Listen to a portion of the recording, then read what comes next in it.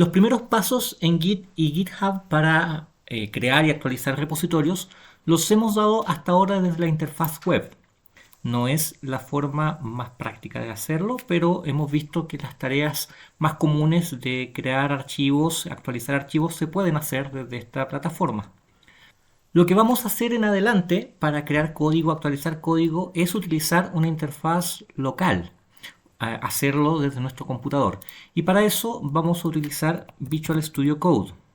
Visual Studio Code es una IDE, es un editor de código de múltiples lenguajes que ustedes acceden para su descarga desde la página principal de Code. Descargan para Windows, que es el sistema operativo donde ahora estamos haciendo todas estas demostraciones. En mi caso, yo el instalador ya lo tengo previamente descargado y voy a pasar ahora por el proceso de instalación que, como de costumbre, no tiene grandes misterios, pero sí requiere algunos pasos de configuración para enlazarlo a GitHub. Lo vamos a ver en conjunto. Utilicen las opciones por defecto, va a quedar instalado dentro de su carpeta de usuario. El nombre por defecto no lo cambien, manteniendo las opciones por defecto, no más hay que esperar a que el instalador cumpla sus tareas. Una vez que esto concluido, ejecutamos Visual Studio Code para hacer las primeras configuraciones. Las primeras configuraciones van a hacer el idioma de la interfaz. El idioma por defecto es en inglés, existe un paquete en español, lo vamos a instalar y es necesario reiniciar la aplicación una vez que esta tarea concluya. Ahora con la interfaz en español, las configuraciones son a su requerimiento. En primer lugar, el aspecto puede ser interfaces oscuras o claras. Lo típico es trabajar con interfaces oscuras por una serie de facilidades para cuando uno trabaja largas horas frente al desarrollo de código. La opción de sincronizar desde y hacia otros dispositivos significa que es posible tener una sesión de Visual Studio Code abierta en distintos computadores que van a compartir el código y las actualizaciones que ustedes quieran. Si lo necesitan, actívenlo. Existe una serie de comandos breves también para facilitar algunas tareas. Pueden ustedes habilitarlo o no. La compatibilidad con todos los lenguajes es algo que va a depender de las aplicaciones que ustedes necesiten. Que queden instaladas, en nuestro caso, son los lenguajes que mayormente nosotros vamos a trabajar. Trabajaremos con Python, vamos a instalar esta extensión, vamos a instalar la extensión para Jupyter. Hemos visto previamente que es una herramienta que vamos a usar bastante y es posible ejecutar los cuadernos de Jupyter desde Visual Studio Code, lo vamos a activar eso. Y si necesitan ustedes algunas otras extensiones, las pueden instalar ahora o en un momento futuro. Una vez que se termine esta tarea, vamos a continuar con la siguiente parte de la configuración. La instalación de estas extensiones puede tomar más tiempo dependiendo de su velocidad de conexión a internet, pero ya una vez concluido, seguimos con las últimas partes de configuración, que es la posibilidad ya de abrir el código. Puede seleccionar una carpeta para desarrollar todas sus actividades o la carpeta de trabajo donde habitualmente van a almacenar los repositorios y el código que vamos a utilizar. Se puede generar una carpeta dentro de donde ustedes quieran y voy a crear una carpeta que se llame Code y esta va a ser la carpeta que vamos a seleccionar para este caso. La siguiente es una confirmación de seguridad. Confiamos en que lo que vamos a hacer va a estar bien.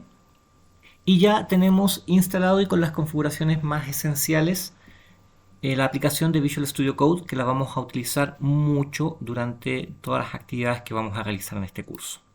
Ahora, en lo inmediato, la parte que nos interesa es utilizar Visual Studio Code para trabajar localmente todos los archivos de codificación de nuestros repositorios que vamos a construir y enlazarlos a GitHub. Y para eso necesitamos configurar nuestra cuenta de GitHub para que se sincronice con Visual Studio Code. Para ello debemos activar la sincronización de configuración, tomando todas las opciones por defecto. Seleccionamos allí donde dice iniciar sesión con GitHub.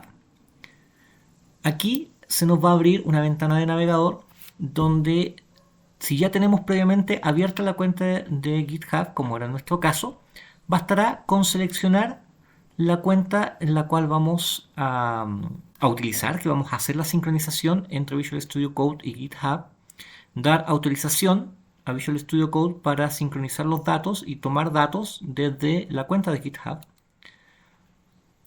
Se va a redireccionar a una página de confirmación. Necesitamos aceptar las alertas de seguridad que se van a levantar. Y finalmente confirmar que vamos a instalar y permitir que la extensión de Visual Studio Code permita la sincronización con la cuenta de GitHub. Cuando ya hemos hecho todos estos pasos, vamos a tener una confirmación de que se activó la sincronización de la configuración y podremos ver que estamos logueados, estamos trabajando dentro de Visual Studio Code con una sesión de GitHub con el nombre que ustedes ya han ingresado previamente. Cuando ya tenemos la sincronización con GitHub y está todo configurado, es posible traer los repositorios que hemos creado previamente en nuestra cuenta. En este caso tenemos un solo repositorio de pruebas. Podemos traer ese repositorio a nuestro computador y trabajar desde la interfaz local de Visual Studio y a su vez hacer los cambios acá y luego sincronizarlos con GitHub. O también, por supuesto, podemos crear todo un nuevo repositorio en forma local desde Visual Studio Code, probar que todo funcione bien y luego alojarlo en la nube en nuestra cuenta de GitHub, y vamos a hacer ambas cosas muchas veces durante el desarrollo de este curso.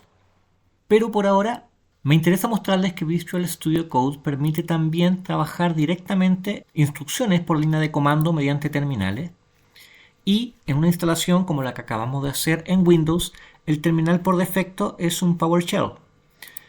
Muchas veces nuestros códigos van a tener que ser instalados y desarrollados en entornos operativos Linux, y por tanto vamos a agregar un terminal de Bash y que nos permita también realizar comandos de Git directamente desde consola, desde un Bash, que es un terminal similar a lo que utiliza Windows. Utiliza Windows como CMD, que es un tipo de terminal, el símbolo de sistema, o lo que utiliza Windows como el PowerShell,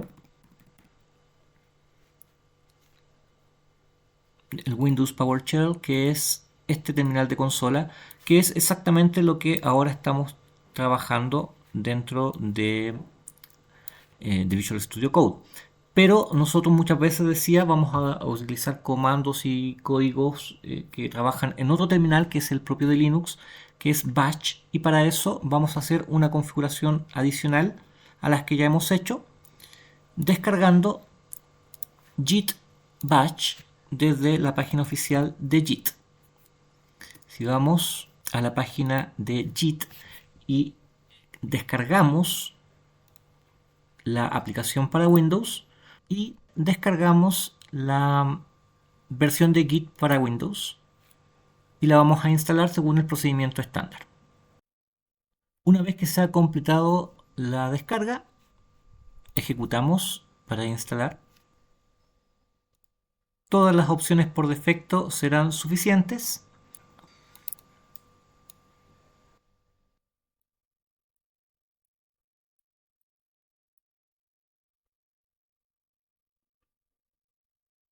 Y una vez que se ha instalado Git, la parte que nos interesa es conocer la ruta donde se fue instalado.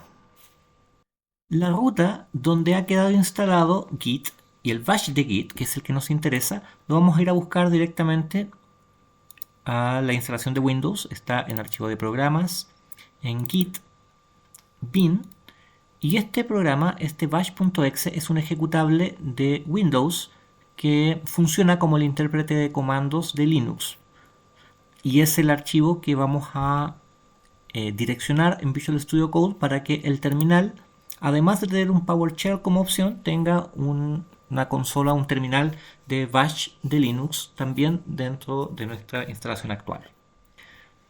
Para eso, Control-Shift-P para abrir la búsqueda de opciones. Allí buscamos User Settings configuraciones de usuario, si en este lugar ahora buscamos cuáles son las opciones para terminal, vamos a encontrarnos que tenemos algunas extensiones y nos interesa principalmente la extensión de Git y habilitar la extensión de terminal de Git como editor de terminal. Entonces, si ahora hemos habilitado Git como un editor de terminal, vamos a tener la opción de poder realizar acciones de consola directamente desde el terminal cuando seleccionemos el terminal de Git como batch en lugar del PowerShell de Windows. Cerramos la aplicación, volvemos a abrir.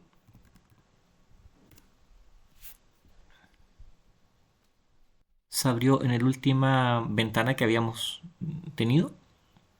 Y ahora puedo agregar más terminales desde esta ventana inferior. Recordar que para abrir un terminal, si es que habíamos eliminado todo lo anterior, para abrir un terminal lo hacíamos desde las opciones del menú principal, terminal, nuevo terminal.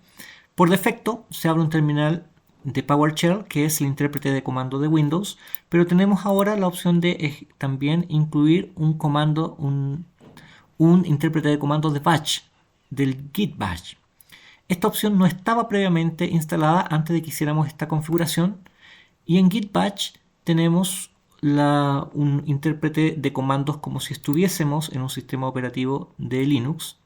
En este caso, siempre en Linux se muestra cuál es el usuario y el equipo donde se está trabajando y la carpeta donde actualmente estamos trabajando, y aquí puedo ejecutar comandos de Linux. En este caso, listar los contenidos que están en la carpeta. No tengo nada, pero ya podemos ver que tenemos un terminal de batch que podemos utilizar para establecer instrucciones de comando por línea de texto, además de tener un PowerShell, es decir, podemos trabajar con comandos de Linux y podemos trabajar con comandos de Windows en una misma aplicación.